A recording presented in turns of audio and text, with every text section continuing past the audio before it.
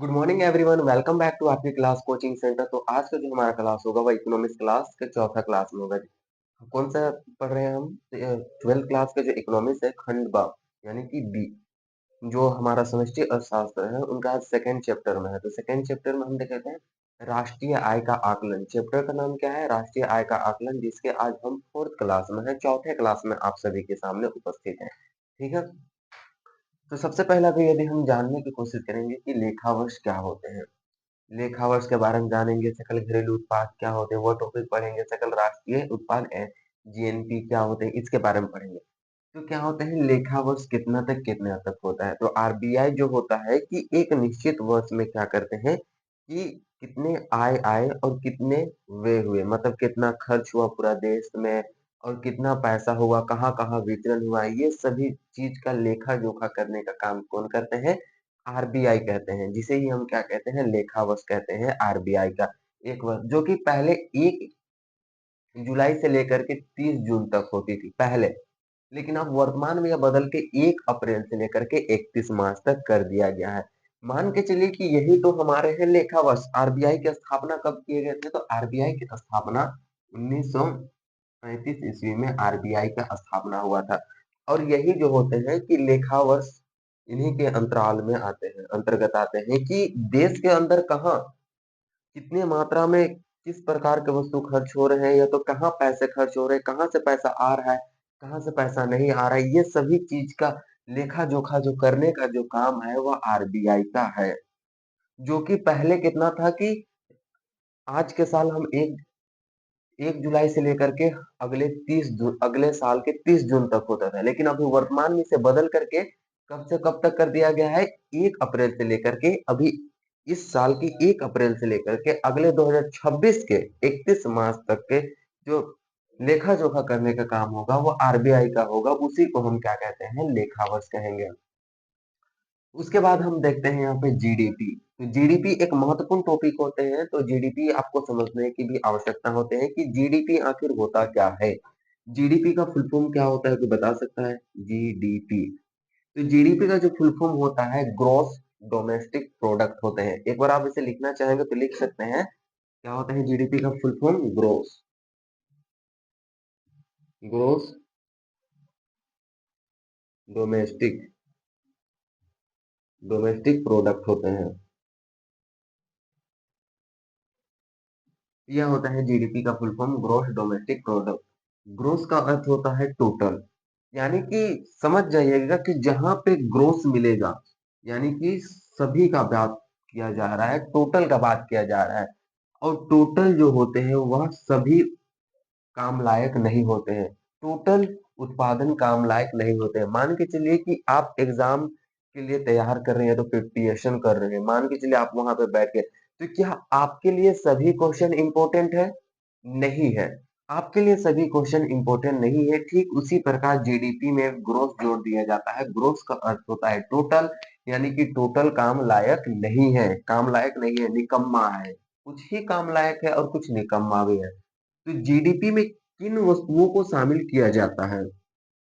GDP में, तो GDP के अंतर्गत एक वर्ष के अंतर्गत कितना उत्पादन हुआ, उनके अंतिम वस्तुओं को ही जीडीपी में शामिल किया जाता है। उन्हें ही हम जीडीपी या तो सकल घरेलू उत्पाद कहते हैं।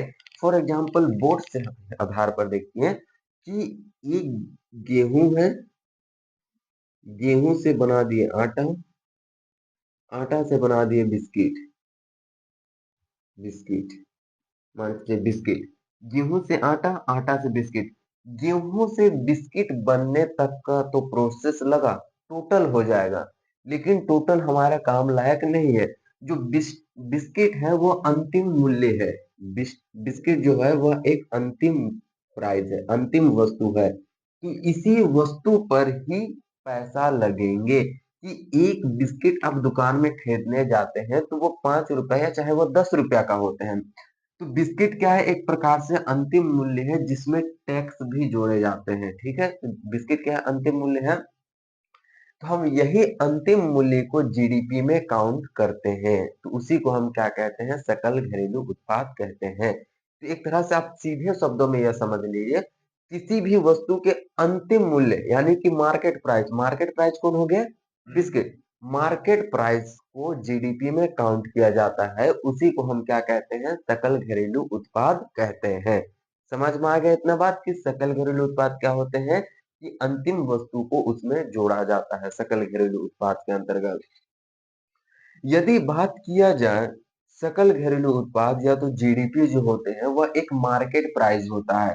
कहीं पे भी अगर मार्केट प्राइस की बात की जाए तो आप देख सकते हैं कि बिस्किट क्या है? बिस्किट एक मार्केट प्राइस है। मान के चलिए कि यहाँ पे बिस्किट ले लेते हैं।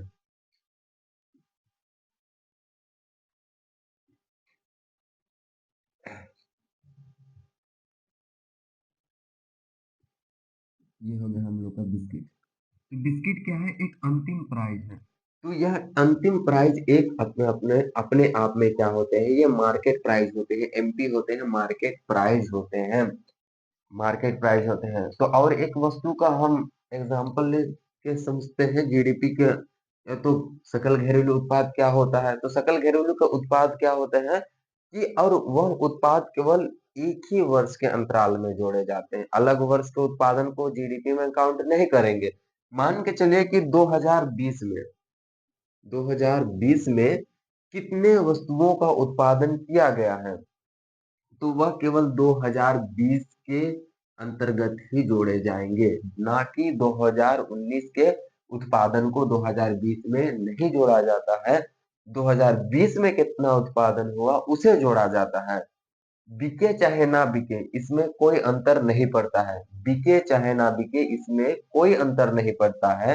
बस बशर्ते कितना उत्पादन किया गया 2020 में उसको जोड़ देते हैं तो वह जीडीपी होता है। ठीक है? तो जीडीपी किन्हीं देश के अंदर होते हैं। देश के बाहर उत्पादित वस्तुओं को जीडीपी में काउंट नहीं करते हैं। मान के चलिए कि अमेरिका यूएसए है।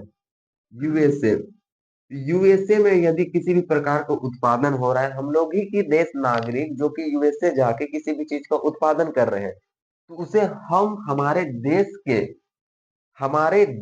के जीडीपी में उसे काउंट नहीं करेंगे। बल्कि यूएसए का कंपनी भारत में आया है।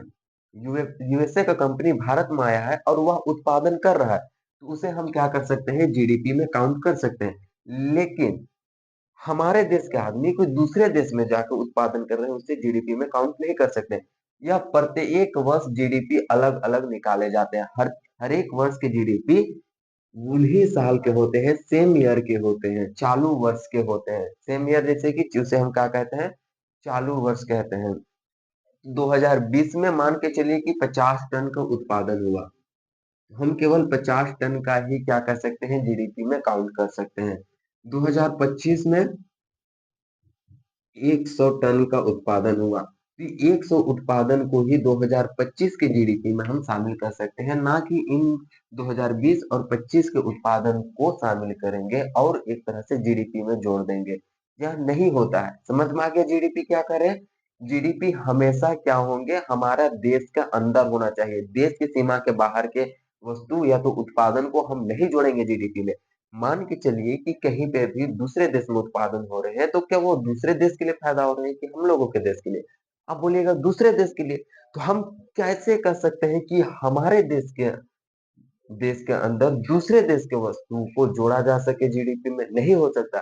बल्कि हमारे देश के सीमाओं के अंदर जितने भी वस्तुओं का उत्पादन हो रहा है और वही सेम ईयर का चालू वर्ष का हो, वह बिके या ना बिके इससे मतलब नहीं है। 2020 में 50 टन उत्पादन किए, वह बिका ना बिका फेंकाया, मतलब नहीं है। उत्पादन जीडीपी, पी मतलब प्रोडक्ट्स को दर्शाता है। जीडीपी प्रोडक्ट्स को दर्शाता है कि टोटल उत्पादन कितना हुआ, उसी को हम जोड़ देंगे जीडीपी में। वह देश के अंदर होना चाहिए, ना कि बाहर। समझ में आ गया? बाहर नहीं, अंदर। कहाँ?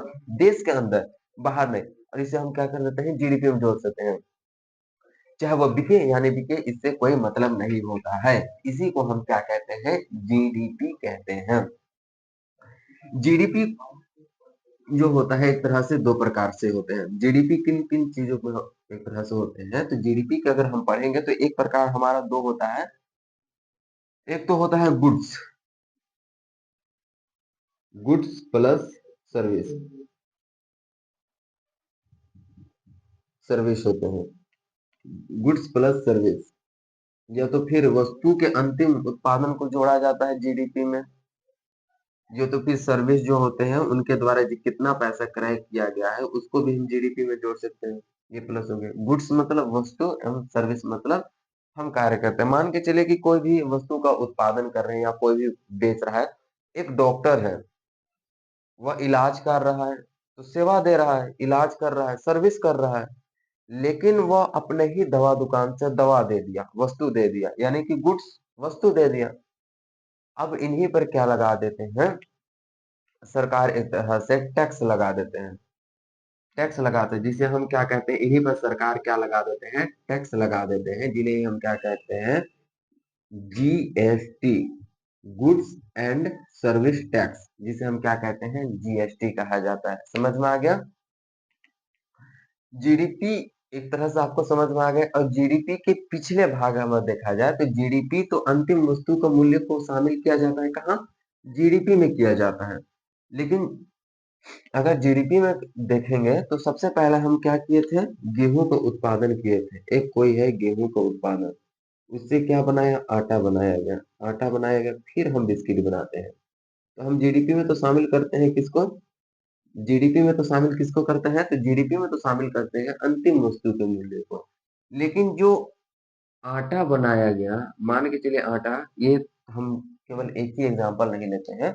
मान के चलिए आपके पास एक फोन है, क्या है आपके पास, उससे आपको अच्छा समझ में आ जाएगा।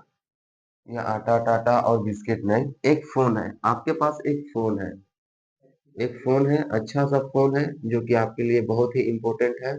इसके बिना चैन और नींद उड़ल रहता है सभी को, सभी का। तो मान के चलिए एक फोन है, यह इसका 7,000, 7,000 या नहीं, 7,000 का है, इधर से 7,000 का है। अब इसमें क्या कर दिए जाएंगे कि इसमें टैक्स लगा के क्या कर दिए जाएंगे, इसमें टैक्स लगा के, टैक्स जोड़ के इसे 12,000 कर देंगे। इसे टैक्स लगा के कितने हजार में बेच देंगे, तो 12,000 कर देंगे। अगर इसे कम करना है, यदि इसे कम करना है तो इसमें सब्सिडी जोड़ देंगे, सब्सिडी जोड़ देंगे। यदि वस्तु के मूल्य में कमी करना है तो हम सब्सिडी जोड़ देते हैं, सब्सिडी घटा देते हैं। अगर उसे महंगा करना है तो टैक्स लगा देते हैं हम। यही क्या होते हैं एक तरह से। इसमें हम देखते हैं कि एक होता है फैक्टर कॉस्ट के बारे में, हम मेरा उद्देश्य था फैक्टर कॉस्ट के बारे में बताना। ये 7,000 जो है, जिसमें कोई भी उद्यमी, या तो कोई भी उद्यमी होता है वह लाभ कमा लेता है, वह फैक्टर कॉस्ट में ही लाभ कमा लेता है। फैक्टर कॉस्ट के अंतर्गत उत्पादन के 4 कारक आते हैं। उत्पादन के 4 कारक कौन कौन से समझा दिए थे, पूंजी, भूमि, श्रमिक और उद्यमी। ये उत्पादन के 4 कारक फैक्टर कॉस्ट के अंतर्गत आता है। और ये रियल वैल्यू, जो रियल मूल्य है कितना में बना, वही उसका फैक्टर कॉस्ट कॉस्ट है। जबकि उसमें टैक्स लगा के 12,000 कर दिया, कर दिए सरकार अपने कमाने के लिए, तो वो हमारे क्या हो जाएंगे एक तरह से, ये मार्केट प्राइस हो जाएगा। कौन सा प्राइस हो जाएगा, मार्केट प्राइस। और हमेशा जीडीपी में काउंट किसे किया जाता है, मार्केट प्राइस को ही जीडीपी में जोड़ा जाता है। अगर इसे मार्केट प्राइस को सस्ता करना है तो सब्सिडी क्या कर देते हैं, सब्सिडी घटा करके इसे सस्ता कर देते हैं। अगर महंगा करना है तो टैक्स जोड़ के महंगा कर देते हैं, और यह मार्केट प्राइस के में बेचे जाते हैं। और इन्हीं मार्केट प्राइस को हम यहाँ पे जोड़ देते हैं, जीडीपी में जोड़ देते हैं। यही हम आपको समझाना चाह रहे थे कि फैक्टर कॉस्ट अलग होते हैं। जीडीपी में फैक्टर कॉस्ट लुके हुए रहते हैं, यानी छिपे हुए रहते हैं कि हम उसे नहीं देख पाते हैं। एक तरह से तो फैक्टर कॉस्ट कितना है, 7,000 है, लेकिन टैक्स लगा के 12,000 कर दिया। और ये 12,000 क्या है, एक प्रकार का मार्केट प्राइस है। और यही मार्केट प्राइस को जीडीपी में काउंट किया जाता है, समझ, जिसे हम एमआरपी में खरीदते हैं। तो जीडीपी आपको समझ में आ गए होंगे अच्छा से।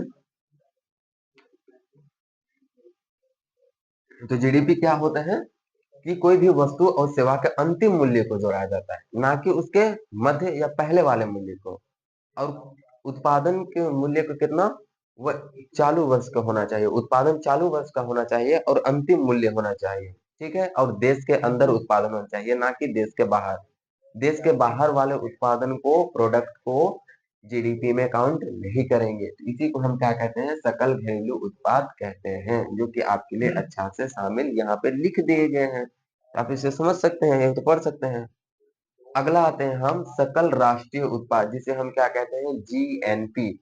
सकल राष्ट्रीय उत्पाद जिसे हम जीएनपी कहते हैं, ग्रोस नेशनल प्रोडक्ट। जीएनपी का फुल फॉर्म क्या होता है? ग्रोस नेशनल प्रोडक्ट होते हैं। तो जीएनपी निकालने का तात्पर्य यह है कि हम जीएनपी किसे कहते हैं? तो जीएनपी एक प्रकार के क्या होते हैं कि दूसरे देश में, हमारा देश का नागरिक है, या मान के चलिए कि हम ही हैं, या तो फिर आप ही हैं, हम दुबई में जाके काम कर रहे हैं, वहां पे काम कर रहे हैं, पैसा वैसा कमा रहे हैं, मस्त है। तो दुबई का भी कोई नागरिक आए होंगे हम लोग के देश में काम करने के लिए, वो भी भारत में कमा के मस्त है, और अपने परिवार को दुबई भेजेंगे। और हम लोग दुबई में काम कर रहे हैं, तो हम लोग भी अपने परिवार के लिए भारत भेजेंगे पैसा। अब इन्हीं को क्या कहा जाता है? ध्यान से समझने की योग्य बात है कि एक्स व्यक्ति, कोई एक्स व्यक्ति भारत से कहा गया अगुवाई लिखते हैं, और ये है हमारा भारत, और ये है हमारा दुबई। दुबई, कोई एक्स व्यक्ति, यहां से समझने की बात है, एक्स व्यक्ति कौन है? एक राम है। राम क्या है? एक्स व्यक्ति है। और वाई कौन है? थॉमसन है। थॉमसन, थॉमसन है। मान के चलिए कि राम कहाँ पे गए? राम चले गए दुबई। दुबई में पैसा कमा रहे हैं, मस्त है, एकदम खुशहाल जीवन जी रहे हैं, और जितना भी पैसा कमा रहे हैं उसको कहाँ भेज रहे हैं? वो भारत भेज रहे हैं अपने परिवारों के लिए। तो वाई व्यक्ति क्या है? जो कि दुबई का व्यक्ति है, वो भी भारत आया, वो भी भारत आया, वो भी भारत में पैसा कमा रहे हैं। राम कितना कमाया? 200 कमाया। और ये थॉमसन कितना कमाया? 100 कमाया। और वो भी क्या कर रहा है? भारत में आके 100 कमाया और अपने पैसा को दुबई भेज रहा है अपने परिवारों के लिए। तो जब भारत के नागरिकों के द्वारा बाहर में स्थित है, चाहे वो अंतरिक्ष में है, मंगल ग्रह या तो बृहस्पति, कहीं भी जाके जब वो काम करके पैसा कमा के भारत में भेज रहे हैं, उनके द्वारा अर्जित आय और विदेशियों के द्वारा जो भारत में आके कमा रहे हैं उनके द्वारा अर्जित आय, वो दोनों को घटा देते हैं। तो इसे ही हम क्या कहते हैं? जीएनपी कहते हैं। मान के चलिए इसे हम घटा देंगे तो ये जीएनपी कहलाएगा। ये क्या हो जाएंगे? 200 माइनस 100 कितना हो गया? 100 हो गया। तो भारत का जीएनपी कितना है? जीएनपी कितना हो जाएगा? 100 हो जाएगा, क्योंकि 100 तो हम लोग के देश से भी गए ना, क्योंकि 200 हम लोग के देश में आए, तो 100 हम लोग के देश से चले गए। एक तरह से हम क्या कर सकते हैं कि हमारा जीएनपी कितना हुआ? टोटल 100। दूसरे देश में नागरिक कमा रहे हैं, हम लोग के नागरिक दूसरे देश में कमा रहे हैं उनका पैसा, और दूसरे देश के नागरिक हम लोग के देश में कमा रहे हैं उनका पैसा को घटा देने से क्या निकलता है? जीएनपी निकलता है। क्या निकलता है? जीएनपी निकलता है। इसे ही हम क्या कहते हैं? Gross national product. ये सीमाओं के अंदर नहीं देखा जाता है। ग्रोस नेशनल प्रोडक्ट सीमा के अंदर नहीं देखा जाता है, चाहे वो अंतरिक्ष में कमाए, यूएसए में कमाए, बंगाल की खाड़ी में कमाए, हिंद महासागर में कमाए, बस उन्हें कमाना है, कहीं भी कमाए। जीएनपी के लिए कोई सीमा निर्धारित नहीं किए गए हैं, जबकि जीडीपी के लिए सीमा निर्धारित किए गए हैं। जीडीपी कहता है देश के अंदर ही उत्पादन होना चाहिए, तभी हम जीडीपी में काउंट होंगे, तो नहीं होंगे। लेकिन जीएनपी के लिए कोई दबाव ना तो रोक टोक नहीं है, वो फ्री है, स्वतंत्र है, फ्रीडम है, वो कहीं भी जाके कर सकता है। तो जीएनपी इसी को ही कहते हैं। तो इतना हो गया, समझ आ गया जीएनपी। तो जीएनपी यह हो गया। तो इसी को हम क्या कहते हैं? जीएनपी कहते हैं। अब यही पैसा को, 100 पैसा को जब हम जीडीपी में जोड़ देते हैं तो वह होता है जीएनपी। तो जीएनपी कितना हुआ भारत का? जीएनपी क्या होते हैं भारत का? कितना हम देखे थे? जी जीएनपी भारत का 100 था, और जीडीपी कितना थे भारत के? 500 मान के चलिए। अब इसी को क्या कर सकते हैं कि ये पैसा को जीडीपी में जोड़ देते हैं तो कितना हो जाता है? 600 हो जाता है। यही हम लोगों का क्या कहला जाएगा? जीएनपी कहलाता है। क्या कहलाता है? जीएनपी कहलाता है। जब हम लोग के देश के नागरिक के कमाया हुआ पैसा को हम जीडीपी में जोड़ देते हैं तो वो हम लोग का जीएनपी हो जाता है। समझ में आ गया? तो अभी टोटल जीएनपी कितने हैं हम लोग के? 600 हो गए। समझ में आ गया? ये तो साधारण शब्दों में आपको समझने की आवश्यकता है, तो यह समझिए कि हम लोग के देश में जो कमा के भेजे दूसरे देश के नागरिक, और हम लोग के देश के नागरिक दूसरे देश में कमा के भेजे, उन दोनों के मध्य के पैसा को घटा के हम जीडीपी में जोड़ देते हैं तो वह जीएनपी हो जाता है, जीएनपी कहलाता है। तो जीएनपी बढ़ाना एक तरह से भारत के नागरिकों के लिए बहुत ही आवश्यक है। मान के चलिए कि 55 लाख नागरिक दूसरे देश में काम कर रहे हैं, तो दूसरे देश में जा रहे, अच्छी बात है। देश का जीएनपी, देश के जीडीपी को बढ़ाए। जब जीएनपी बढ़ेंगे तभी तो जीडीपी बढ़ेगा। तो इन्हीं को जो दूसरे देश में जाके काम कर रहे हैं उन्हीं को एनएफआईए कहा जाता है। एनएफआईए, एनएफआईए किन्हें कहा जाता है? एनएफआईए जो कि हम लोग के देश के नागरिक हैं लेकिन दूसरे देश में जाके कमा रहे हैं, उन्हीं को एनएफआईए कहा जाता है। और एनएफआईए के द्वारा हम क्या कर सकते हैं? जीएनपी निकालते हैं। ठीक है, यह हो जाता है हम लोग का जीएनपी। समझ में आ गया? जीएनपी के को यहीं पे रखा गया है, तो जीएनपी आपका समझ में आ चुके हैं। तो हम कैसे लिख सकते हैं? जीएनपी का फॉर्मूला क्या होता है इसको आपको बताने की आवश्यकता है कि मान के चले कि G GNP GNP equal to GDP plus X minus Y. यह हो गया हम लोगों के जीएनपी कि एक्स माइनस वाई। एक्स कौन थे? राम था। वाई कौन था? थॉमसन था। इन दोनों ने कितने कितने पैसे कमाए थे? ये 200 कमाया, ये 100 कमाया। अब इसमें से घटा देंगे तो बचेगा कितना? 100 बचेगा। और इसी को हम क्या कर देंगे? जीडीपी में प्लस कर देंगे। जीडीपी में जब प्लस कर देते हैं तो हम लोग का क्या निकल आता है? जीएनपी निकल के आ जाता है। ठीक है, और GNP equal to GDP plus X minus Y को ही शुद्ध शुद्ध साधन आय कहते हैं। इसी को हम क्या कहते हैं? शुद्ध साधन आय कहते हैं। यहाँ पे लिखा हुआ है आपके लिए एक्स माइनस वाई, इसी को क्या कहा जाता है? शुद्ध साधन आय कहते हैं। समझ में आ गया कि कहाँ से क्या है? तो किसी भी चीज में डाउट है? नहीं डाउट होंगे, एकदम बिल्कुल डाउट नहीं होंगे। तो एक तरह से आपको एनएफआईए में डाउट होगा क्या? एनएफआईए भारत के नागरिक हैं, दूसरे देश में काम कर रहे हैं, उन्हीं को एनएफआईए कहा जाता है। आपको इतना में कोई डाउट नहीं होंगे। तो इसी को हम क्या कहते हैं?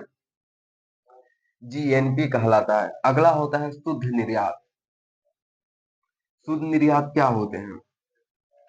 देश के अंदर होने वाले आयात और निर्यात, वस्तु के खरीद बिक्री, एक स्टेट से दूसरे देश, एक स्टेट से दूसरे स्टेट में हो रहे हैं खरीद बिक्री, उन्हीं के बीच के अंतर को हम क्या कहते हैं? शुद्ध निर्यात कहते हैं। क्या कहते हैं? शुद्ध निर्यात करते हैं। कि मान के चलिए कि महाराष्ट्र और झारखंड के मध्य व्यापार हो रहा है, आयात निर्यात हो रहे हैं। झारखंड निर्यात करता है 50 केजी चीनी महाराष्ट्र को, और महाराष्ट्र निर्यात करते हैं 200 केजी दाल झारखंड को। तो इन दोनों के मध्य कितने? 50 और 200, 150 का अंतर हुआ। यही हम लोग का क्या हो जाएगा? शुद्ध निर्यात हो जाएंगे। ठीक है, शुद्ध निर्यात क्या होता है? शुद्ध निर्यात इक्वल टू कुल निर्यात माइनस कुल आयात। ये क्या कहलाता है? शुद्ध निर्यात का फॉर्मूला क्या होता है? कुल निर्यात कितना हुआ और कुल आयात कितने हुए, उनको घटा देंगे तो हमारा क्या निकल जाएगा? शुद्ध निर्यात निकल जाएंगे। समझ में आएगा? एक होता है शुद्ध राष्ट्रीय उत्पाद। ये भारत का सबसे शुद्ध पैसा होता है। सबसे शुद्ध पैसा कौन होता है? NNP, net national product. सबके नीचे क्या लिखा गया है? पी लिखा गया, प्रोडक्ट। ये क्या होता है? NNP, net national product. NNP ये शुद्ध पैसा होता है। नेट नेट नेशनल, इसी को हम क्या कहते हैं? Net national product. क्या कहलाता है ये? नेट नेशनल प्रोडक्ट, जो कि भारत का एक प्रकार के सबसे शुद्ध आय होता है। अब नेट नेशनल प्रोडक्ट कैसे निकाला जाता है, इसके बारे में समझना भी बहुत ही जरूरी है। तो नेट नेशनल प्रोडक्ट हम निकालने के लिए क्या करते हैं? डिप्रिसिएशन हम पढ़े थे, घिसावट या तो मूल्यह्रास दर हम पढ़े थे, या तो घिसावट हम एक तरह से कह सकते हैं G D P, sorry GNP, GNP minus घिसावट। घिसावट, घिसावट क्या? मूल्यह्रास। यानी कि कोई मशीन खरीद रहे हैं तो उसमें टूट फूट जाना क्या कहलाता है? घिसावट कहलाता है। एक 10,000 का मशीन खरीदे, अब उसमें टूट फूट हो गया, अब फिर हम उसको क्या करते हैं? दोबारा से उसमें पैसा लगाते हैं, तो वही हम लोगों के क्या कहलाता है? वो एक प्रकार से घिसावट कहलाता है। क्या कहलाता है? घिसावट कहलाता है। जब जीएनपी माइनस घिसावट, जिसे हम घिसावट डिप्लीशन कहते हैं, डी से दर्शाते हैं, जब जीएनपी में डी या घिसावट को घटा देते हैं तो हम लोगों का क्या निकलता है? एनएनपी निकलता है, जो कि देश का सबसे शुद्ध पैसा होता है। शुद्ध राष्ट्रीय उत्पाद एनएनपी देश का सबसे शुद्ध राष्ट्रीय होता है, जिसे निकालने के लिए जीएनपी माइनस घिसावट डी को घटा देते हैं। यहाँ पे लिखा भी हुआ, आपको हम टॉपिक समझा रहे हैं, टॉपिक क्लियर कर दे रहे हैं। अब दूसरा हम पढ़ेंगे शुद्ध घरेलू उत्पाद एनडीपी क्या होता है? शुद्ध घरेलू उत्पाद एनडीपी, जब हम जीएनपी में घटाए तो हमें क्या निकला? नेट नेशनल प्रोडक्ट, शुद्ध पैसा निकला भारत का। और हम कहेंगे एनडीपी कैसा होता है? एनडीपी क्या होते हैं? जब हम जी डी पी माइनस डी यानी कि घिसावट को घटा देते हैं तो हमारा क्या निकल जाता है? एन डी पी, जो कि शुद्ध घरेलू उत्पाद होता है। एनडीपी क्या होते हैं? शुद्ध घरेलू उत्पाद होते हैं। तो समझ में आ गया। तो जीडीपी वास्तविक रूप से दो ही चीज होते हैं, एक होता है जीएनपी और एक होता है जीडीपी। जीडीपी देश के अंदर होंगे और जीएनपी अंतरिक्ष में चल जाए या तो फिर धरती से बाहर चल जाए, प्लेनेट दूसरा प्लेनेट में चल जाए, कहीं भी जाके कमाए, बस भारत उन्हें पैसा भेजना चाहिए, भारत में वे पैसा भेजे, वो जीएनपी हो गया, उसमें कोई लगाम नहीं है। लेकिन जीडीपी में लगाम है भाई, आप नहीं जा सकते देश के बाहर, उत्पादन हुई वस्तु को नहीं जोड़ सकते हैं जीडीपी में। समझ में आ गया? ये होता है। तो मुख्य रूप से दो ही चीज होते हैं, एक होता है कौन? एक होता है जीडीपी, जीडीपी, और एक होते हैं जीएनपी। जब जीडीपी में डी घिसावट को हम माइनस कर देते हैं तो हमारा क्या निकलता है? एनडीपी। जब हम जीएनपी में डी घिसावट को माइनस कर देते हैं तो क्या निकलता है? एनएनपी। क्या निकलते हैं? एनएनपी निकलते हैं। समझ में आ गया इतना? इसी को हम क्या कहते हैं? शुद्ध घरेलू उत्पाद एन एनडीपी कहा जाता है। इतना समझ में आ गया? किसी को कोई दिक्कत वाली बात नहीं है। ये याद रखिएगा, एग्जाम में पूछे जाएंगे। कौन से? X minus Y, G N P equal to G D P plus X minus Y क्या कहलाते हैं? ये एक्स माइनस वाई, ये भारत का नागरिक, ये विदेश का नागरिक, इन दोनों के मध्य कितना कमा के भेजा, कितना कमा के भारत, भारत के नागरिक भारत भेजे और कितना कमा के विदेश के नागरिक विदेश भेजे, इन्हीं को क्या कहा जाता है? शुद्ध, शुद्ध साधन आय कहते हैं। क्या कहते हैं? शुद्ध साधन आय कहते हैं, जो कि आपके एग्जाम में डायरेक्ट फॉर्मूला देके पूछेंगे। आपको याद रखना है, very very important, very very बहुत वेरी वेरी इंपॉर्टेंट टॉपिक है ये आपके लिए, ठीक है। अगला हम देखते हैं कि उत्पाद कर। उत्पाद कर क्या होते हैं? उत्पाद शुल्क होते हैं, सीमा शुल्क होते हैं, जितना भी हम प्रोडक्शन करते हैं यानी कि उत्पादन करते हैं उसमें कर लगाए जाते हैं। अगले ही बता दिए हैं जीएसटी। जीएसटी यानी कि गुड्स एंड सर्विस टैक्स, इसका मतलब क्या होता है? गुड्स, और इसका क्या होता है? सर्विस। क्या होते हैं? सर्विस। तो एक तरह से दो ही चीज होते हैं, एक तो सर्विस दिए जाते हैं या तो फिर गुड्स वस्तु दिए जाते हैं। जब इन्हीं चीजों पर टैक्स, इन्हीं चीजों पर कर लगा दिया जाता है, टी जोड़ देते हैं, टैक्स लगा देते हैं, तो वो हम लोगों का क्या हो जाता है? जीएसटी, जिसे ही हम क्या कहते हैं? उत्पाद कर कहते हैं। जैसे कि सीमा शुल्क हो गया, उत्पाद शुल्क हो गया, ये हम लोग का क्या हो जाएंगे? जीएसटी हो जाएंगे। समझ में आ गया? तो आपको किसी भी प्रकार के यहाँ पे डाउट्स नहीं होंगे। हम बता दें कि आपके एग्जाम के लिए सबसे महत्वपूर्ण है सकल घरेलू उत्पाद जीडीपी, और एक होता है जीएनपी, ये दो ही होते हैं। ये जीडीपी और जीएनपी से ही तो क्या निकल के आते हैं, एनएनपी और एनडीपी आते हैं। तो ये उतने इंपॉर्टेंट नहीं है जितने की जीडीपी और जीएनपी है। एक इंपॉर्टेंट है नेट नेशनल प्रोडक्ट, जो कि भारत का सबसे शुद्ध पैसा होता है। समझ में आ गया? तो ये आपके लिए 5 स्टार, 3 स्टार, 4 स्टार भी लगा दीजिए, आपके एग्जाम में पक्का आएंगे 100%। इकोनॉमिक्स के स्टूडेंट जितने भी हैं वो अपने कॉपी में या तो पेन कॉपी में लिख के एक तो VVI क्वेश्चन में डाल दीजिए, ठीक है? तो हम समझ में आ गए। तो एक बार फिर से हम बताते हैं कि लेखा जोखा वर्ष के आरबीआई का होता है वो 1 वर्ष के अंतर्गत आता है। वो कब से कब होता है? 1 अप्रैल से 31 मार्च तक होते हैं। अगला 2026 के 31 मार्च तक आरबीआई का क्या होंगे? लेखा वर्ष होगा, ठीक है? सकल घरेलू उत्पाद देश के अंदर ही उत्पादन होगा, चाहे विदेश का कंपनी आए वो भी देश के अंदर उत्पादन करे तो उसे भी हम जीडीपी में जोड़ सकते हैं।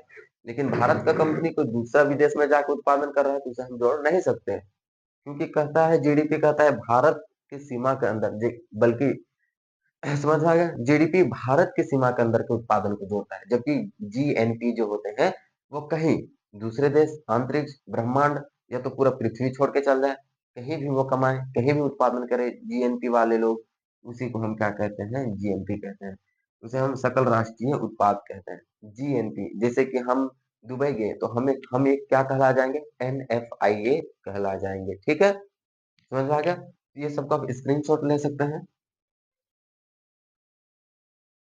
यदि आपको वीडियो अच्छे लगे होंगे तो आप बेल आइकन को ऑन कर दीजिए और सब्सक्राइब कर दें, ताकि आपके यूट्यूब चैनल में हमारा लिंक गिरता रहे और आपको यह क्लास प्रोवाइड होते रहे और अच्छे तरह से अपने एग्जाम के लिए प्रिपरेशन जारी रखें। और यह वीडियो को 2-3 जन के लिए अपने दोस्तों को भी शेयर कर दें, ताकि वो लोग भी इस वीडियो का लाभ भरपूर मात्रा से उठा सके। धन्यवाद, थैंक यू। फिर मिलते हैं हम नेक्स्ट क्लास में।